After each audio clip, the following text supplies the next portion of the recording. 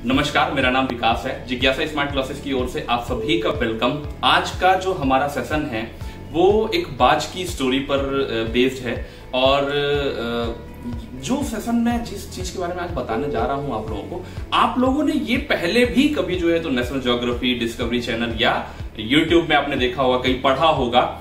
और जब मैंने ये स्टोरी देखी, मैंने पढ़ी, तो मैं बहुत इंस्पायर हुआ इससे और मैं चाहता हूं कि आप सभी भी जो है तो इस स्टोरी के माध्यम से आप सभी भी इंस्पायर हों। आशा करता हूं कि आप लोगों को ये वीडियो बहुत पसंद आएगा। तो चलिए ज्यादा समय ना लेते हुए हम स्टार्ट करते हैं आज की स्टोरी को। तो हम बात कर रहे थे बाज की कहानी पे।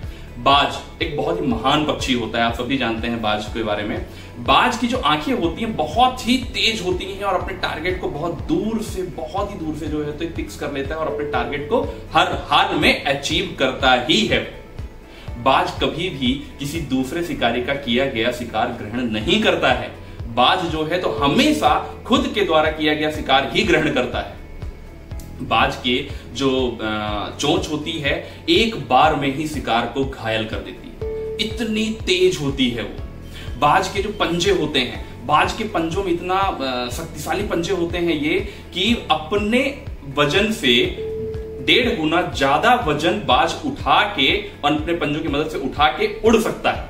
इतने मजबूत, इतनी अच्छी पकड़ होती है बाज के पंजों में। अब हम बात करते हैं बाज की उड़ान। आप लोगों ने देखा होगा कि जब बारिश होती है तो सभी जो पक्षी होते हैं वो अपने अपने घोंसलों की ओर चले जाते हैं, अपने घर की ओर चले जाते हैं और वहां पे रहते हैं। लेकिन बाज कभी नहीं जाता है। बाज हमेशा बादलों के ऊपर जाता है और वो जो है तो टक्कर देता है बादलों को भी कि तुम मुझे हरा नहीं सकते, मैं तुमसे भी ऊपर उड़ सकता हूं और तुम मुझे भिगा नहीं पाओगे। तो बाज के अंदर जो अपनी इच्छा शक्ति होती है बहुत ही मजबूत होती है। बाज की जो औसतन आयु की हम बात करें अगर, तो बाज की जो औसतन आयु होती है वो होती है करीब 70 साल के आसपास। 60 से 70 साल की एज होती है बाज की। अब बाज के पास एक टाइम आता है जब बाज जो है तो 30 से 40 के बीच में होता है, जो उसकी अवस्था हो जाती है। तो बार बार शिकार करते करते करते करते बाज की जो चोंच होती है, जो एकदम सीधी होती है, ऐसी नोकीली होती है, वो मुड़ जाती है बार बार चोंच करते शिकार करते करते। और बाज के जो पंजे होते हैं उसमें काफी मांस चढ़ जाता है, जिस कारण से पंजे खुद भारी हो जाते हैं और बाज जो है तो जो पकड़ होती है उतनी मजबूत नहीं रह पाती है। बाज के जो पंजों के नाखून होते हैं वो नाखून इतने बड़े हो जाते हैं कि खुद ही पंजों को काटने लगते हैं, तो उसकी पकड़ इतनी मजबूत नहीं हो पाती है। बाज के जो पंख होते हैं वो इतने भारी हो जाते हैं कि बाज उतनी ऊंचाई तक जो है तो उड़ नहीं पाता है। अब ऐसी अवस्था में बाज के पास दो ही जो है तो रास्ते बचते हैं। एक रास्ता होता है कि बाज जो है तो किसी दूसरे शिकारी का किया गया शिकार ग्रहण करे या फिर अपने आप को अपडेट करे। साथियों, मैं आपको बताना चाहूंगा कि हमारे पास भी, हमारे जीवन काल में भी एक ऐसा समय आता है जब हम जो है तो पुरानी जो हमारी जनरेशन होती है, जिस जनरेशन में हम यंग होते हैं, बड़े होते हैं, हम उसी जनरेशन, उसी सोच को लेके जो है तो आगे बढ़ते चले जाते हैं। लेकिन एक सर्टेन टाइम के बाद जनरेशन चेंज हो जाती है और जब जनरेशन चेंज होती है तो हमारे पास दो ही रास्ते होते हैं। या तो हम अपने आप को अपडेट करें या हम जिस जनरेशन में जी रहे थे उसी जनरेशन को पिछली जनरेशन में जीते चले जाएं। अगर हम सोचिए पुरानी ही सोच, पुरानी ही जनरेशन के अकॉर्डिंगली हम जीते चले जाएंगे तो क्या हम उस तरीके से अपने आप को डेवलप कर पाएंगे? हम अपने करियर को उस तरीके से ग्रोथ दे पाएंगे या अपने आगे आने वाली पीढ़ी को जो है तो उस तरीके से बता पाएंगे, समझा पाएंगे कि आपको कैसे जो है तो करियर में आगे बढ़ना है? नहीं। इसलिए हमें अपडेट रहना चाहिए। तो इसी तरह बाज भी जो है तो अपने आप को अपडेट करता है। अब जैसे कि हम बात कर रहे हैं अपने आप को अपडेट करना, तो अपडेट करना क्या इतना आसान है? नहीं, इतना आसान नहीं। इसके लिए भी मैं जो है तो आप लोगों को एक छोटा सा उदाहरण दूंगा। बाज की ही स्टोरी है।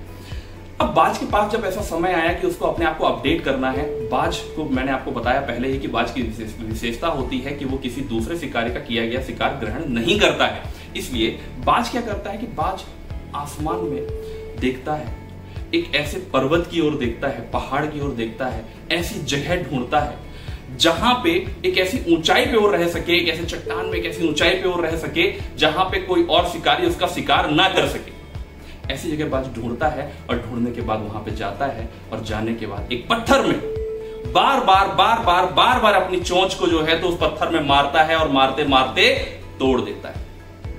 मैं बाज के उस दर्द के बारे में आपको थोड़ा सा बताना चाहूंगा कि सोचिए, इमेजिन करिए, जब कभी आपका कोई एक दांत, जरा सा भी दांत में लग जाए, आप कहीं गिर जाएं और आपका दांत थोड़ा सा टूट जाए, तो देखिए आपको कितना दर्द होता है, कितना पेन होता है आपको। और आप उसको महसूस करिए बाज को कितना पेन होता होगा जब बाज अपनी चोंच को पत्थर में मार मार के तोड़ देता है। फिर उसके बाद अगला एक 40 दिन का करीब प्रोसेस होता है और उस प्रोसेस में बाज की एक नई चोंच आती है जो कि एकदम उसी तरह तीखी, एकदम नुकीली, सीधी होती है जैसी कि बाज की पहले चोंच हुआ करती थी। फिर उस चोंच की मदद से बाज अपने पंजों के जो नाखून हैं उन नाखूनों को खींच देता है, तोड़ देता है, और बाज उन नाखूनों को खींच के तोड़ के जो है तो खूना खून हो जाता है, बहुत सारा ब्लड निकलता है उसको। मैं आपको एक छोटे से और एग्जांपल देता हूं। आप इमेजिन करिए, सोचिए कभी जब आप सभी के साथ हुआ होगा, मेरे साथ भी हुआ है, सबके साथ हमारे साथ होता है। हम लोग, एक छोटा सा एग्जांपल मैं दे रहा हूं आपको, हम लोग नेल कटर से नाखून काटते हैं। कभी आपके साथ ऐसा हुआ होगा कि जब आप नेल कटर से नाखून काट रहे होंगे तो नाखून आपका अंदर तक थोड़ा सा कट जाता है और आपको जो है तो 1-2 दिन बड़ी तकलीफ होती है, बड़ा दर्द करता है। जब हम फूड कोई लेते हैं, खाना खाते हैं, तो हमको बड़ा सा दिक्कत होती है वहां पे। तो सोचिए कि हमारा जरा सा एक नाखून छोटा सा कट जाता है तो हमें इतनी तकलीफ होती है। बाज ने अपने सारे नाखूनों को चोंच की मदद से नोच दिए, खींच दिए, तोड़ दिए उसको। सोचिए बाज को कितना पेन हुआ होगा। और फिर उसके बाद 30 से 40 दिन के बाद जो है तो बाज के नए नाखून आ जाते हैं, उसी तरह बाज के मजबूत पंजे हो जाते हैं, वही मजबूत पकड़ हो जाती है बाज की फिर से। अब जब बाज के पास नई चोंच हो गई और नए पंजे हो गए तो उसके बाद जो है तो बाज अपने पंख पे चढ़ा हुआ मांस बाज अपने चोंच और पंख की मदद से, अपने चोंच और पंजों की मदद से बाज अपने पंख पे चढ़ा हुआ मांस भी जो है तो नोच के, खींच के और पूरा मांस निकाल देता है। सारे पंख टूट जाते हैं बाज के और बाज एकदम लहूलुहान हो जाता है, बहुत ब्लड निकलता है। हम इस पे भी जो है तो हम अपनी जो है डेली रोजमर्रा की जिंदगी में जो हम लोग काम करते रहते हैं उससे मैं कोरिलेट करूंगा इस चीज को कि जब मान लीजिए कभी हम जो है तो किसी कारणवश कहीं गिर गए या कुछ लग गया हमें और जरा सी हमें खरोंच आ जाती है कहीं पर, तो सोचिए हमें कितना पेन होता है, कितना दर्द होता है और हमको बड़ा लगता है कि अरे बाप रे मैं गिर गया, मेरे को बहुत दर्द हो रहा है, बहुत पेन हो रहा है। सोचिए बाज जो है तो खुद अपने हाथों से और अपनी चोंच की मदद से जो है, अपने पंजों से और अपनी चोंच की मदद से अपने जो पूरे पंख नोच लेता है। फिर 30 से 40 दिन के बाद बाज के वही नए पंख आते हैं और फिर उसके बाद बाज जो है तो फिर उसी ऊंचाइयों में उड़ने के लिए तैयार हो जाता है और बाज बहुत कमजोर हो जाता है इस पूरी प्रोसेस में। इसलिए बाज जो है सर्वप्रथम अपने नजदीक ही कोई शिकार करता है, उसको ग्रहण करता है, फिर उसके बाद वो ऊंचाइयों में जाके जो है तो उड़ान भरता है और बाज फिर से जैसा पहले जो यंग अवस्था में वो मजबूत था कि ऊंचाई तक उड़ सकता है, अपने शिकार को जो है टारगेट कर सकता है, अपने पंजों से अपने वजन से 1.5 गुना वजन उठा सकता है, वैसे ही वो फिर से रेडी हो जाता है, फिर से पूरी तरह से अप टू डेट हो जाता है। तो साथियों मैं ये बात कर रहा था कि हमें अप टू डेट होना है, लेकिन जिस तरह से बाज को अप टू डेट होने के लिए इतनी समस्याओं का सामना करना पड़ा, वैसे ही हमें भी अगर अपडेट होना है तो हमें भी समस्याओं का सामना करना पड़ेगा।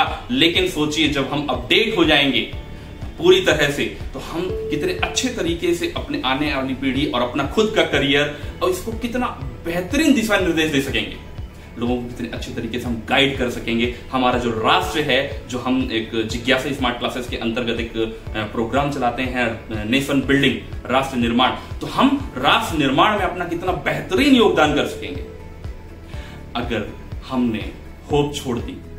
जैसा कि हम होप कभी कभार छोड़ देते हैं, हमने होप छोड़ दी कि मैं ये काम कर रहा था लेकिन ये काम हो नहीं पाएगा, मेरे से नहीं हो पाएगा, बहुत टफ है, बहुत दिक्कतें हैं, बहुत समस्याएं हैं।